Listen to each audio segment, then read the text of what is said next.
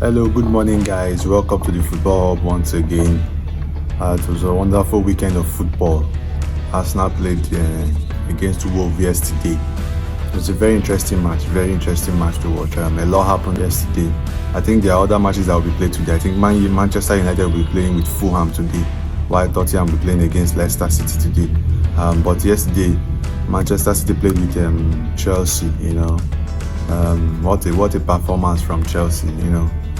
Some weeks ago, their coach was telling them that they are not in a title race. Everybody thought it was just sarcasm, and he was trying to be smart, and he was playing mind games. But that was not true. He was actually saying what was happening, because Chelsea are further away from top 4 than they are to top 4. It was an interesting match yesterday.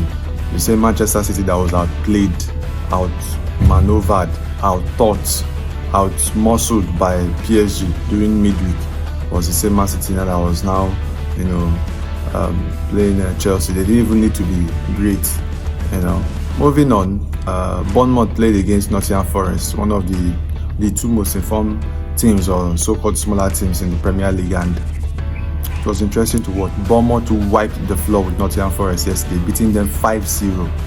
Iraola is doing something. He's doing something magnificent with that team. I think they are punching their weight for the league. They are punching their weight. I mean, for Europe, they are really punching for Europe. With that team, it's great to see. It's great to see. Then Arsenal played against Wolves, which is what we are going to talk about. I try to be calm before I do my videos. Try to understand and try to not be reactionary. Try to analyze the match, without emotion, and be objective with it.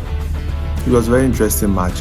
We were in the game. The first few minutes, we were, up and about. We were Havertz getting chances upon chances. I think he missed a header one-on-one.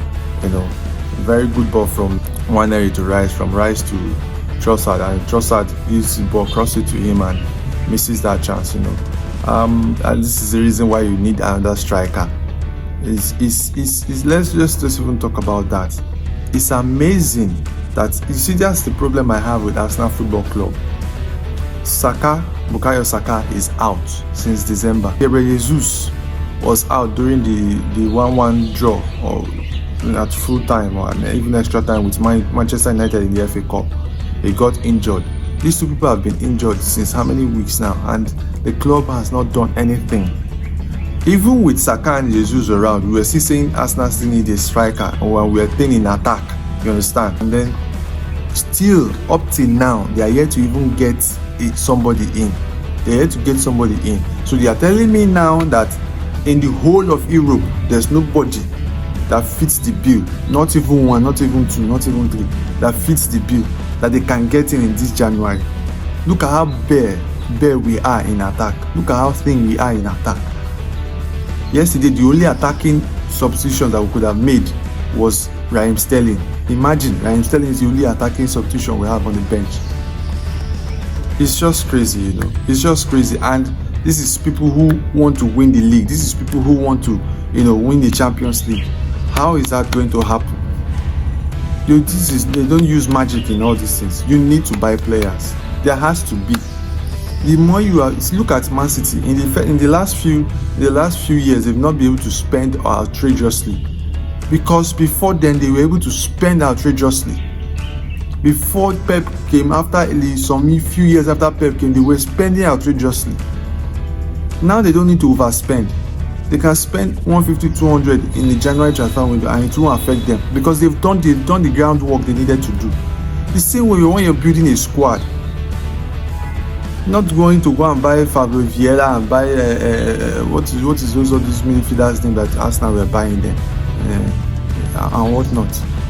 It doesn't make sense. But going back to the match again, it was a good one until for the second minute or so, and Miles Lewis Kelly was given a red card for every challenge that every footballer, if you've played the game, even if you watch the game, you've not even played the game, if you're watching the football for a very long time, this is what we call taking one for the team. I don't know if there's anybody that remembers, I don't know whether it's Copa del Rey or Super Cup, Madrid against Atletico Madrid, where Morata was through on goal, you understand, and Ramos was shouting to Valverde, bring him down, bring him down, bring him down. Where he brought him down, got a red card, and took one for the team, and they won that match. This is exactly what happened here. Only the difference that Matt Doherty was not even through on goal. He was still just some few meters outside his own box. How do you call that a red card, Michael Oliver? We are talking about the ref again, who is supposed to be the best ref in English Premier League. That was supposed to be the best ref in English Premier League.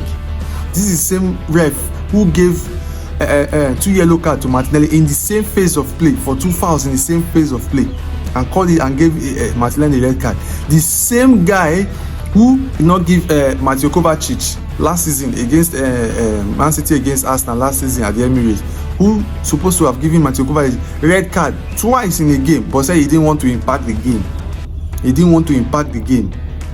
But the same person was quick to give Leandro Trossard this season at the Etihad a red card about 0.117 seconds after he has blown the whistle. Even when you look at the Lewis Kelly's game, it's as if he was already wanting to hand him over that red card. He didn't even think, didn't bother. Something he was saying his own. Funnily enough, that same challenge, people were saying that same challenge is about João Gomez on Jurriën Timber. Is even worse. I explained that one was supposed to be even a straight red, not even a second yellow card, but gave him a second yellow card. But no, Miles Lewis Kelly's own is a straight red card. Can you imagine? Can you imagine the kind of... I always said it that English referees are one of the most corrupt referees in the game. Take it or leave it. English referees are one of the most corrupt referees in the game. They are the worst set of referees you see in the game. The worst set of referees. The most biased set of referees. Imagine David Coote, what he said about Liverpool and Jurgen Klopp. When you now look at the matches that he has refereed against Liverpool, you begin to see that there's something in it. This one is also a Newcastle fan, Michael Oliver, a Newcastle fan that is well known, that was well paid by the same owners of Man City to go and ref a game in Saudi Arabia. It's just crazy. It's just crazy. But you know, with one man, the Arsenal was still able to make it count. You know, after that, you know, we still try to do one or two. We still try to press higher up the pitch. We still try to take control of the game. We still try to do one or two. And then in the second half, yes, that's in the second half, had some few chances too. Until they had their own red card. I said the coach ought to have removed that guy. He ought to have removed that guy. That João Gomez was on a yellow card.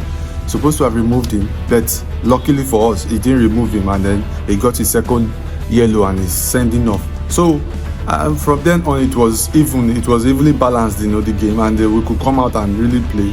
And then Calafiori getting that goal, that much needed goal. Did you see how he pointed to the badge on his shirt after scoring the goal? That is somebody who really wants to play for Arsenal. He chose to play for Arsenal.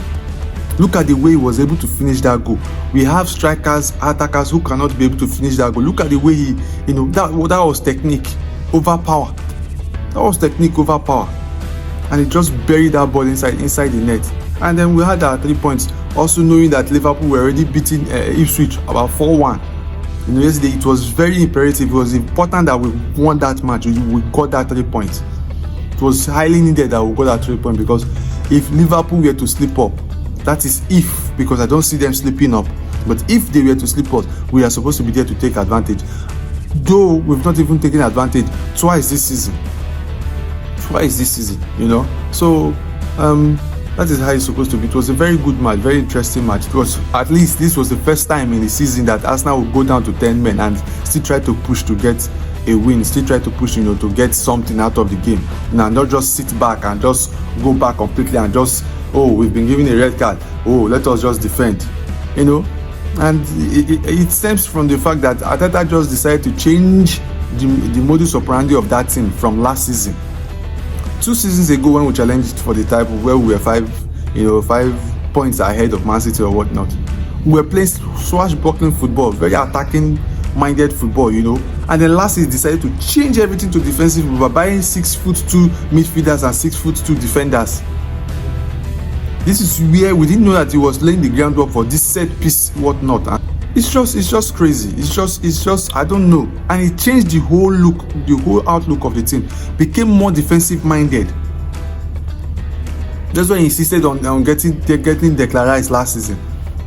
Got Kai Havertz, not knowing that this was his plan. It's now strength over technique. It's now strength over technique instead of combining the two. Instead of combining the two, you need both. You need some of these things. That's why there's lack of creativity, so to speak. There's now reliance on set piece. We are now being named set piece FC. That is all on Arteta. So let me know your thoughts in the comment section. About what you think about that red card. Was it a red card? Was it worth it? Because most people, even ESPN, Sky Sport, all we are saying that it's never a red card. Even BBC Match of the Day will say it's never worth a red card. I don't understand the level of refereeing in the Premier League, in the supposed best league in the world. Where you now have referees that want to become the actor in the show. Every time they always want to announce themselves and whatnot. You understand? So it's just it's one of those things that we see every day. You understand? So if you're new to this channel, please subscribe. Help us by subscribing. Drop like the video, and then you can help us share the video and let us know your thoughts in the comments section too. There's also a platform I want to introduce you guys to, Stake Predicts, where you can get your predictions, daily predictions. They are doing very nice. I'll drop the link in my comment section.